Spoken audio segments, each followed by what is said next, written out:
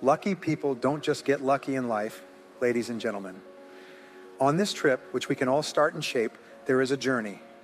Today, I'd like to take you on a trip through the business secrets of the world's richest people. Take a moment to picture ourselves in front of a large painting. In this mural, the world's richest people are interacting with each other and sharing their stories and secrets. They're not superheroes and don't have superpowers, but these people do have something special that we can learn from and use in our own lives. Let's take a moment to think about ourselves before we look at that painting. Let's ask ourselves, what do I want out of life? How am I going to get it? Success doesn't come from daydreaming. It comes from being patient, persistent, and always learning. We're now going to enter the world of the successful and look into the secrets they've been keeping for a long time. Each of these secrets opens a new door, giving us a chance to grow and thrive. Come with me as we learn the secrets to success. I promise that when you leave this room, you'll have memories and a strong desire to make a difference in your life and the lives of those around you. Success is like a river that never stops. You can only find it by following the steps of those who have been here before you. My friend, I want to take you on an epic trip to the top of the tallest mountain. Success is like a mountain. It stands tall and mysterious, but the golden light at its peak opens up a world of options. Have you ever thought about how some people reach the top of that mountain while others stay stuck in the fog of average? What hidden treasures and secrets does this mountain hide that only a few brave people can find? Today, I'm going to reveal the secrets of that peak, the secrets of those who have reached the top and changed the course of history forever. However, before I tell you these secrets, I want to encourage you to consider the idea that you all have the power to climb that peak and achieve the success you desire. Are you ready to start? Do you want to be successful? Are you ready to keep an open mind? Follow your interest and let inspiration lead you? If the answer is a strong yes, I promise you that this journey will change you. Get ready, because we're going to look into the keys to success and learn how to use them ourselves. Allow us to begin. The best way to predict the future is to create it, reads a beautiful line I just read. This means having a vision. Whether your dream is in the sky or the air, you need to build a base for it. Men and women who rise from poverty and darkness to fame and honor are always people who have a vision of what they could be, have, and do much better than what they are. Everyone has had a time when they were young and wished they could grow up and have their own cars. As we grew up, we dreamed of having our own houses and families. We also have the chance to travel and see Europe as we get older. We made all of our dreams come true. It's great that we usually manage to reach our goals. What's wrong is that we have too few goals. We don't get excited or enthusiastic about them even when we reach them. Instead of focusing on the things you need to do, picture big goals. That's the important thing. Make sure you know exactly what you want to happen. One of the keys to peak success is to do this. People who work at their best are focused on getting results. Losers and their artists tend to be interested in doing things. They put in a lot of work on task orientation. There are times when they work very hard and longer than you, but they lose sight of the end goal. They understand why the strategic thinker said it was the worst thing in the world to do something very well that didn't need to be done at all. A lot of us work very hard to do very quickly things that don't need to be done at all. What results do you expect from me at work? This is a key question. What kinds of things? But what results am I meant to get at work? Why am I on the payroll? Is another important question you can ask yourself. What are you expecting from me now that I'm on the payroll? It is assumed that we will make sales and we're only working when we are doing something that directly helps us reach that goal. Isn't that true? Of course, then why do we do the other things? I'm sure that we do other things because they are fun and easy, not because they are hard and need to be done. If I may say something that wasn't part of the discussion, I think the main reason people fail in life is because it's too easy. We always get what we want in the fastest and easiest way possible. The fastest and easiest way to get somewhere in life is almost always the way to fail. It's short-term relief for long-term pain. It's not what it should be, but what it is for fun and ease today. Finally, near the end of our lives, when it's past due, we have to do what is tough and important. To be successful, you must be willing and able to set clear goals, know exactly what you want, where you're going, and what results are expected of you, and then focus only on those results. Individuals can't be successful if they can't control their desire to do what is hard and important instead of what is enjoyable and simple. Always keep the end result in mind, not the activities. This is especially important when planning your daily tasks and handling your time. Here's a way that has worked for me. Jot down your plans. Make a list of all your goals. By the way, all goals need to be written down. If you don't write down your goals, they're just dreams. As the saying goes, a dream is just a goal that doesn't have any power behind it. Write down your goals, making sure they are clear and detailed. Then, every morning, rewrite your main goals in the first person, as if they already exist.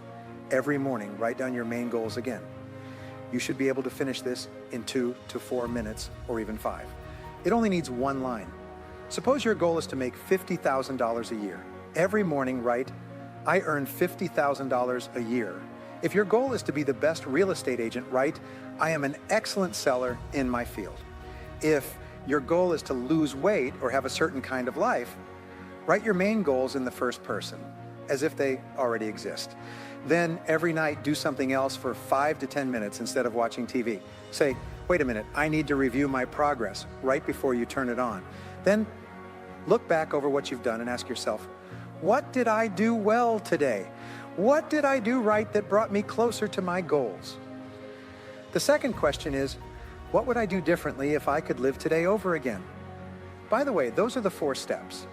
Write down and rewrite your goals every morning, look them over at night, and ask yourself, what did I do well? What did I do today that helped me reach my goals? Why would I do something different if I could live that day over? Over the next 30 days, ask yourself those 2 questions. It will help you get more done than in the last 6 months. I've never seen a better way to do this. It's something I learned a while back. Just write down your goals again every morning. Make it clear. We don't set enough goals or goals that are high enough. You can have anything you want. Imagine that you can have anything you want, as long as you can remember it all the time. If you're sure you want something and are ready to pay for it, you can get it. Being clear is important. Make sure you know what you want. Make it clear what you need to do to get it. Be sure of what you want. Be clear when you walk, talk, and act. That's all there is to say about the truth. A lot of people get into trouble by being vague, or if you prefer, by being very careful about what they say. People have already eaten lunch by the time they finally say it.